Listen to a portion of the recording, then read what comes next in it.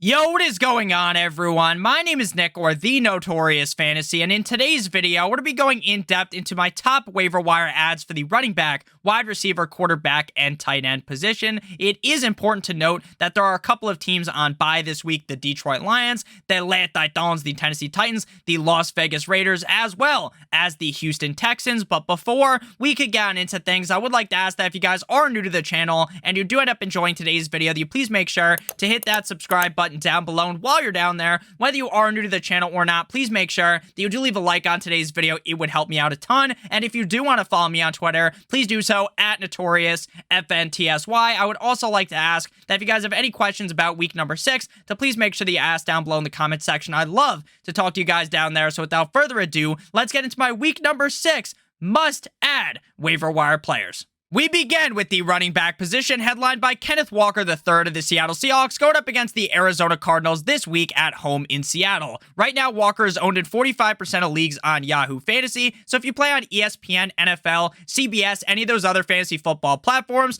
then the ownership percentage for Kenneth Walker and all of these players are going to be slightly different, though I will note in some cases there might be a drastic difference in ownership percentage depending on which site you play on. So Kenneth Walker was the most obvious waiver wire ad of the week after we saw the games unfold in week number 5. Obviously, Monday Night Football has yet to be played tonight. Something could happen, and if anything does happen in that game tonight, then I will update it in the description as well as in the pinned comment of the video. But once we saw Rashad Penny go down, things looked very serious at that point. And now we know that Rashad Penny will miss the rest of the season with a broken fibula. Right now, Kenneth Walker is currently the running back 50.5 PPR. Week 5 up against the Saints after he was given his opportunity to be the guy because Penny got hurt. 8 rushes for 88 yards and a touchdown. This whole Seattle Seahawks offense has been the exact opposite of what I thought that they were going to be going into the season. And I'm sure most of you guys watching today's video probably thought that the Seattle Seahawks were going to be a fucking dumpster fire without Russell Wilson.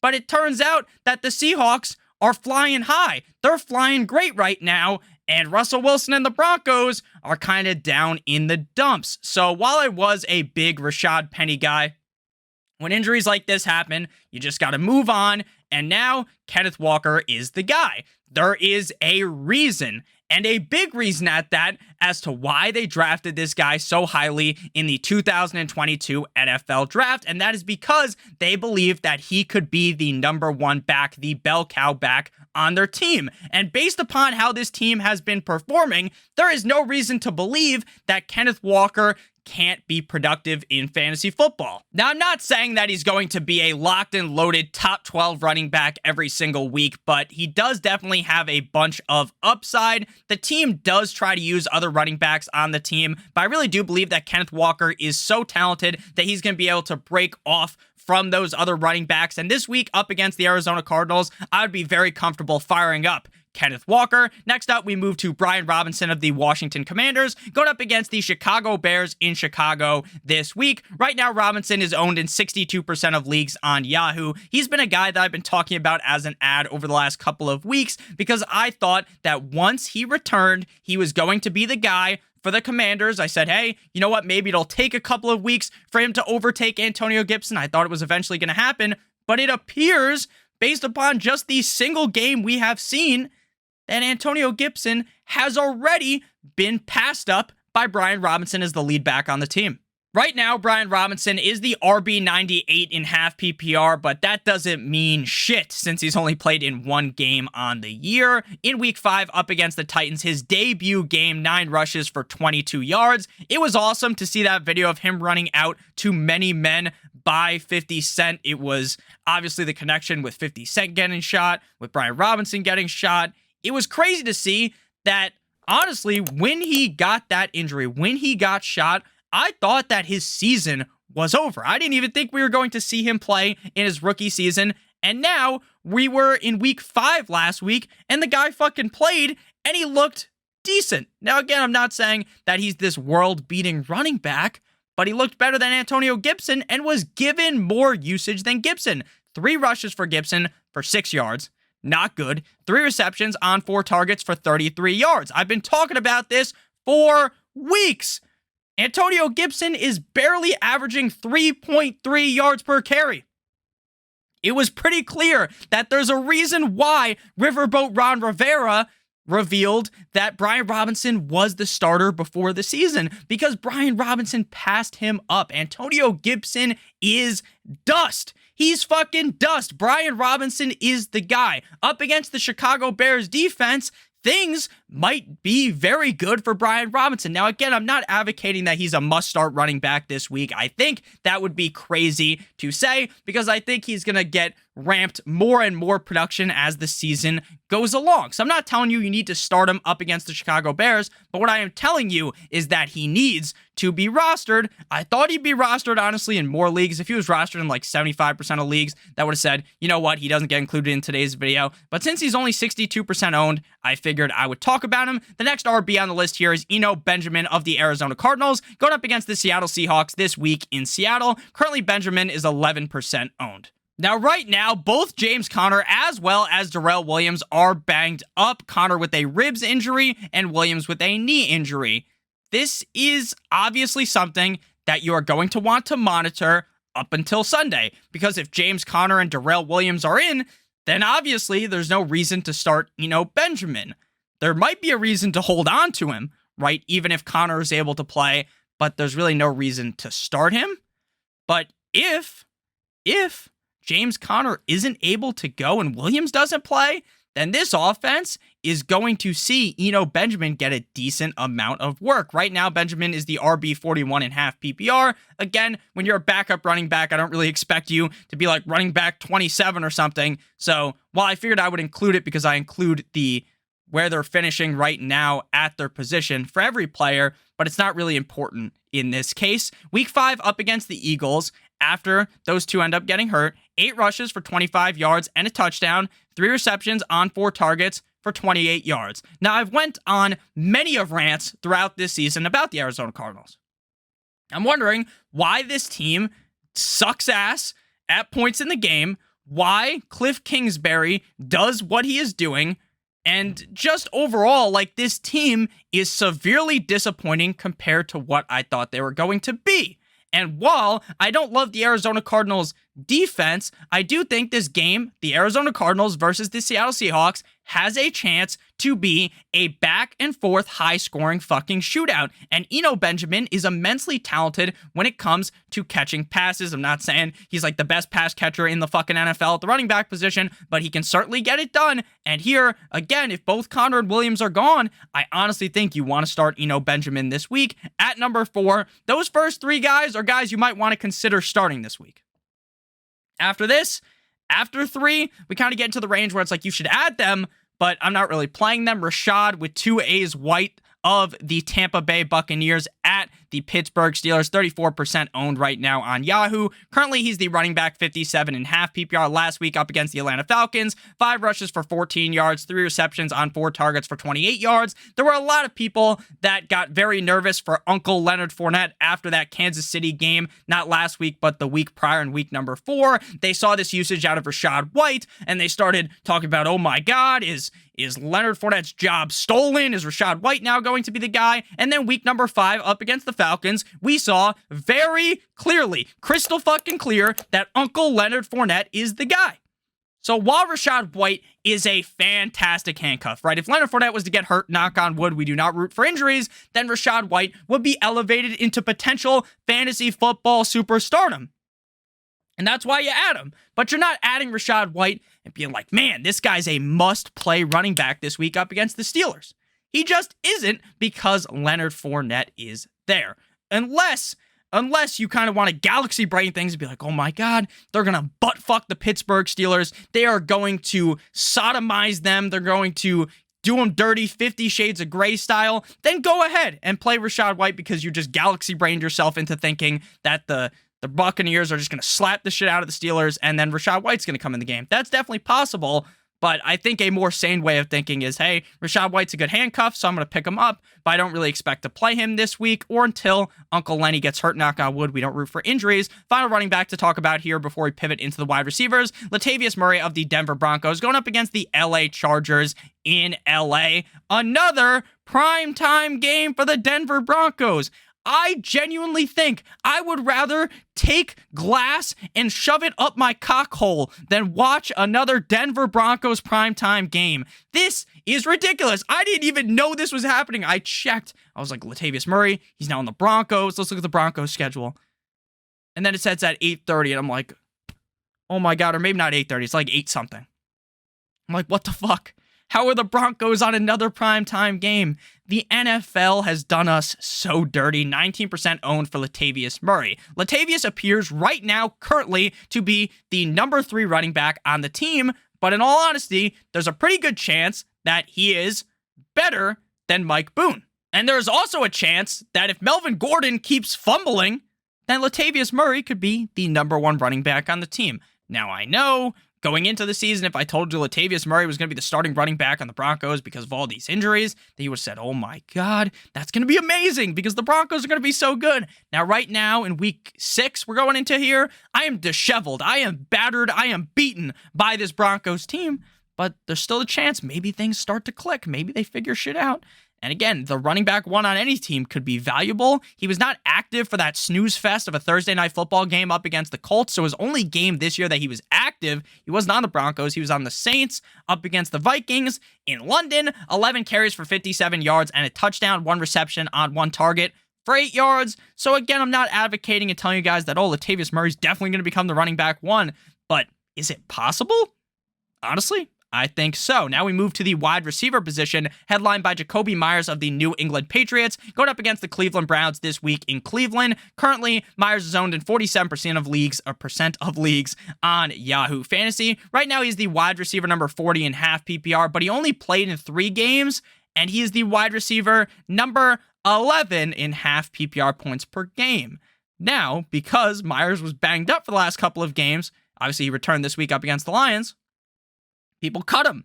People released him because, hey, he might not come back for a little bit of time. And then Bailey Zappi is the fucking starting quarterback. So maybe we're really worried because Mac Jones is going to return and blah, blah, blah. And then you could talk yourself into cutting him. I definitely understand why some people might have released him. But if he was released in your league, or if someone for some reason just didn't pick him up earlier, he needs to be rostered. Week 5 up against the Detroit Lions, 7 receptions on 8 targets for 111 yards and a touchdown. Now, the narrative with Jakobi Meyers is always funny because this guy is just allergic to scoring touchdowns. I know, Nick, you just said he scored a touchdown, but if you guys remember back to last year, there was like all this talk. I don't know how much you guys are on fantasy Twitter, but it was very funny. It's like, will Jakobi Meyers score this week? Everyone's like, oh my God, this is finally the week. And then no. He just couldn't score. He eventually did score during last season, if you remember. And Twitter basically held like a fucking party for the guy. It was like, holy shit, the guy finally scored. But, you know, maybe this year things are different. He scored a touchdown last week with Bailey Zappi. Maybe Mystic Mac Jones returns in this game. I don't think he will, but it is possible. Jakobi Meyers, despite the fact that the Patriots team has been pretty mid this season, I think Jakobi Meyers can still figure it out. He's been really solid for this team when healthy. Next up, we move to George Pickens of the Pittsburgh Steelers going up against the Tampa Bay Buccaneers at home in Pittsburgh. 55% owned for George Pickens. Right now, he is the wide receiver 55 in half PPR. But the reason why I talked about Pickens last week is because now the narrative has shifted. Once Kissin' Titties Mitchell Trubisky was not the guy, then you could talk yourself into Pickens. Not because Pickett is significantly better than Trubisky. It's because Pickens and Pickett were practicing together all the time because they're both on the second team. So they already had a connection. So week 5 up against the no one circles the wagons like the Buffalo Bills. 6 receptions on 8 targets for 83 yards. Pickens is going to continue to get peppered with Pickett at the quarterback position. So I think that you want Pickens on your team. Now up against the Bucs defense, am I telling you that George Pickens is a must-start wide receiver? Fuck no. Fuck no, baby. I do not believe that. I do not believe that one bit. But if you're in a deeper league, maybe you got to start 3 receivers in a flex, or maybe you're in like a 14-team league. Could I do the mental gymnastics to tell myself that, hey, I could start Pickens because of the volume? I think so. George Pickens looks like he's going to have this breakout rookie year. But before we pivot into the next wide receiver here, Alec Pierce, I would like to give you guys a quick word from our friends, our sponsor of today's video. They've been on your screen the whole entire time, Underdog Fantasy. Are your best ball teams already cooked? Well, head on over to Underdog Fantasy to resurrect them with their Week 6 through Week 17 Best Ball Resurrection Tournament. Now it closes on Thursday with Thursday Night Football because it's Week 6. Now, the entry fee to this tournament is only $10, with $500,000 in total prizes and $100,000 going to first place. And the best thing about Best Ball is that all you have to do is draft your team, and that's it. There's no waivers. There's no trades. So you don't have to sit up on Tuesday night doing waivers, trying to figure out who to pick up. You don't have to call your buddies up, trying to make these trades, and things don't end up happening, or you're trying to make a trade with someone, and they won't budge. And you also don't even have to worry about setting your lineup. There's no in-season management either. Underdog will automatically give you your best score at the end of each week, so you don't even have to worry about starting the wrong guy. Underdog will also features daily and best ball contests for the NBA, MLB, PGA, and NHL, so you can get action all year long. All you gotta do is click on the link in the video description down below, or use promo code STOCHASTIC, STOKASTIC, to get a first match deposit bonus of up to $100 when you sign up with Underdog. So if you want to enter that Best Ball Resurrection Tournament, maybe your fantasy teams aren't looking the best. Maybe they're looking real grim. Well, get some more action in for some season-long action. Week 6 through Week 17, Best Ball Resurrection Tournament. Again, if you get that $100 first match deposit bonus, that's 10 free entries into that tournament. Next up here, like I said, back on into things, Alec Pierce, the Indianapolis Colts versus the Jacksonville Jaguars, 8% owned. Now, I know what you might be thinking.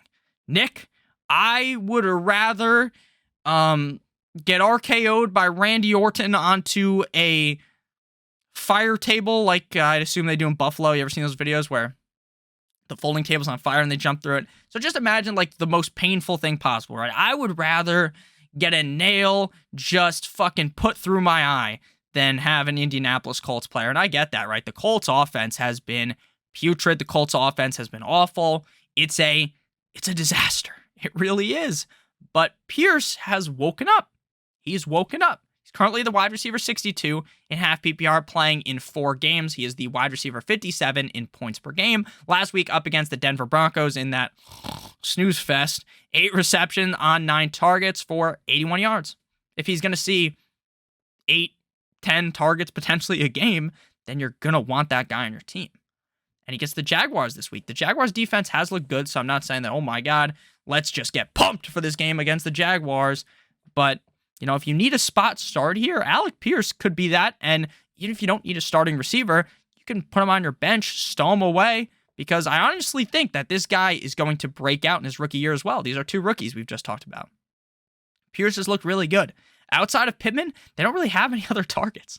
So it's Alec Pierce season, baby. Final receiver to discuss here. Actually, not the final one. The 4th one. The penultimate receiver before we move into the 5th receiver.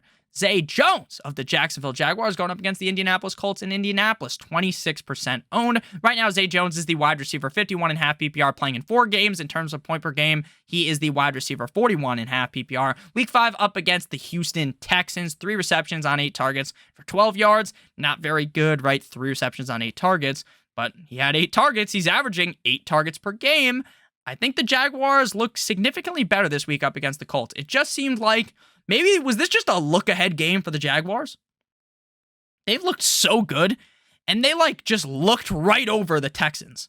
They were just looking clear over them. It would be like if you were standing next to Kyler Murray, you just see right over the fucking guy. So that's basically what happened, I think, honestly. It was like, oh my God, we're playing the Texans. The Texans are dog shit. Like, if Trevor Lawrence fucking closes his eyes, he's going to dot up the Texans. And that's just not what happens, right? You got to fucking pay attention. Now, again, Nick, you're not in the fucking locker room. What do you know, you dumb bastard? And yeah, sure, that's true. I don't exactly know that it was a look-ahead game, but that's just kind of what it feels like to me. Number 5, final guy here, Darius Slayton of the New York Football Giants going up against the Baltimore Ravens, currently owned in 0 0% of leagues.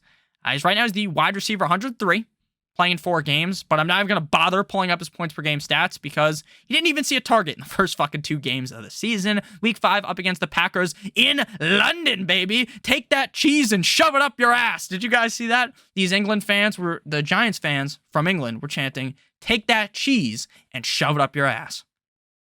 What a taunt that is. And it worked. The taunt worked because the Packers, no bueno in that game. How do you lose that game? 6 receptions on 7 targets for 79 yards. Now, in that game, the G-men were without Kadarius Toney. They were without Kenny Golladay. They were without Juan Dale Robinson.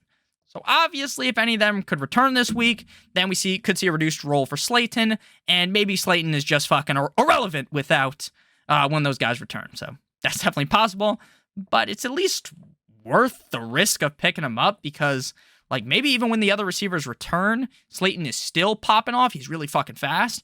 And also, maybe Daniel Jones gets more healthy, and that helps the team out a ton because Daniel Jones definitely was not at full strength on Sunday morning. Next up, we move to the quarterback position headlined by Geno Smith of the Seattle Seahawks going up against the Arizona Cardinals. Currently, Geno is owned in 35% of leagues. Right now, he is the quarterback number 5 in all of fantasy football. Someone fucking pinch me because that does not sound real. I dogged on Geno Smith all offseason. I basically dug this guy a grave, and now I gotta jump in the fucking grave because he's gonna bury me because this guy's... So he's amazing. He's amazing. Now, I'm not saying he's like the best quarterback in the league or something. That'd be crazy. But could he be like comeback player of the year? I don't even know what you would call him. Like, he's like Cordero Patterson. The guy was fucking dick cheese for the start of his career, and now he's like 33 years old or 32, something like that. And he's amazing. Week 5 up against the Saints, 16 completions on 25 attempts for 268 passing yards and 3 touchdowns, 3 rushes for 13 yards. I even made a joke on Twitter. Maybe it was this morning or last night. I was like, damn, the Seattle Seahawks the Denver Broncos traded for the wrong Seattle Seahawks quarterback. Geno Smith is fucking Chef Gordon Ramsay in the kitchen. And Gordon Ramsay is Geno Smith.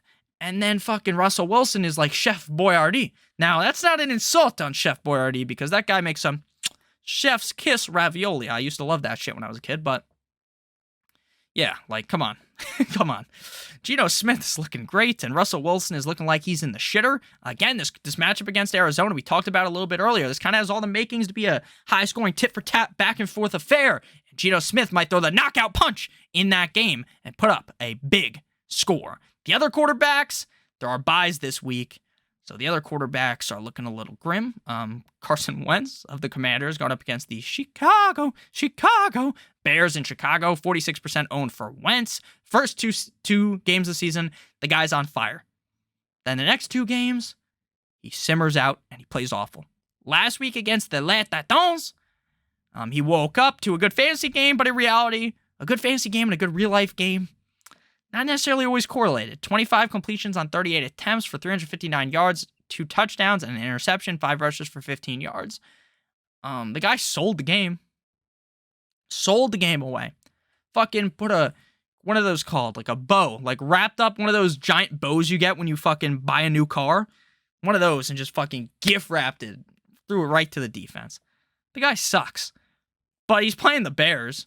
The Bears defense isn't the best, and even if he isn't the best quarterback, like, he's still doing good for fantasy. Like, he has so many weapons around him. So Carson Wentz, he's okay streaming option. And then down here, we're at the bottom of the barrel. It's like, oh, G Willikers. We have to start fucking Fields. And I didn't mention Carson Wentz is quarterback 9 right now in fantasy football. Justin Fields, quarterback 24, 38% owned. Week 5 up against the Vikings. 15 completions on 21 attempts for 208 yards and a touchdown. 8 rushes for 47 yards. The saving grace of Justin Fields is his rushing upside. The team rushes the ball so much, so he gets to rush the ball as well. Great to see. The Commanders' defense isn't very good, so this could be a high-scoring game. I wouldn't bet my fucking life on it, but I do think it is possible. Seems like they're trying to trust Fields a little bit more, kind of work him in a little bit more, but they're still not really throwing at that high of a clip. Maybe they're just kind of trying to get him up to, I don't fucking know. They're just slow starting him, let him roll around the track a couple of times, and then full fucking speed, balls deep, maybe next week. I don't know. I mean, if you have to start Fields, you're probably down bad, but again, there aren't that many great streaming quarterback options this week. Final waiver wire position to discuss here is the tight end. And Taysom Hill is just, this guy's broken fantasy football. He has. I tweeted out, follow me on Twitter if you don't, at NotoriousFNTSY, that the fucking UN needs to look into this, man. What Taysom Hill is doing to fantasy football should be illegal. It should be illegal. New Orleans versus Cincinnati this week, 30% owned. He is the tight end. Guess. You can't really guess because you're just going to skip, be like, Nick, you stupid fucker. I actually know he's tight end 3. But would you have believed he was tight end 3 if I didn't tell you? Tight end 3 in half PPR. He doesn't even catch the fucking ball. He throws the ball. 1 pass for 22 yards and a touchdown. 9 rushes for 112 yards and 3 touchdowns. 1 fumble. This guy is fucking incredible. This guy is incredible. I don't know what the fuck is happening. Like, Jameis Winston might not come back in this game. We're going to see the red rifle potentially. And if the red rifle's playing, you got to fucking throw out Taysom Hill with top 5 potential. Top 5 potential. It's fucking crazy. It's crazy. Taysom Hill has broken me. He has mentally broken me. He's taken my skull and fucking bashed it against this table. I have him on my fantasy teams. I'm playing him. And I still feel dirty doing it. I feel like, I'm a sick fuck. I'm playing Taysom Hill at tight end this week because this bastard might run for 4 fucking touchdowns. It's crazy. It's crazy. And I'm sorry for yelling, but it really is fucking crazy. It's unbelievable. It's unbelievable. Next up, we got the other tight end in this game, Hayden Hurst of the Cincinnati Bengals going up against the New Orleans Saints in New Orleans. 30% owned for Hayden Hurst, just like the 30% owned for Mr. Taysom Hill. Currently the tight end number 12 and half PPR week 5 up against the Ravens in primetime Sunday Night Football. 6 receptions on 7 targets for 53 yards and a score. He scored. Higgins. That was not me who told you to play him. Let's be honest, though, everyone would have told you to play fucking Higgins last night. But even when Higgins was actually playing, like, Hurst is still involved. So, I'm going to keep telling you guys to roll out Hurst. Final tight end here. Now we're fucking not in the bottom of the barrel. Now we're in the ocean. We're deep diving when you see those fish that look really fucked up. Eric Sobert, tight end of the Broncos, going up against the Chargers in LA. 0% owned. Currently the tight end 30. Week 5 against the Colts. 5 receptions on 7 targets for 36 yards. Albert Aquabonum. Albert O. More like Albert No. Because what the fuck is happening with him, man? He's not even getting any targets. Who the fuck is Austin? I don't even know what this guy is. Who the fuck is Eric Sobert? Who the fuck is that guy? Yep, we might have to start him this week. Because Russ just loves throwing the ball to the tight end, even if it's some guy you've never even heard of. So thank you guys all so much for watching. If you did end up enjoying today's video, make sure you hit that subscribe button down below as well as hitting that like button. It helps me out a ton. If you also want to follow me on Twitter, please do so at NotoriousFNTSY. And make sure that if you have any comments, questions about week number 6, you ask them down below in the comment section. I love you guys all so much. Want to hit that intro, or that outro, the intro. That passed like fucking 40 minutes ago. 30 minutes ago, I guess, at this point. So make sure you guys hit that outro. I genuinely do appreciate you guys. Love you guys all so much. Have a great rest of your guys' day. And as always, good boy!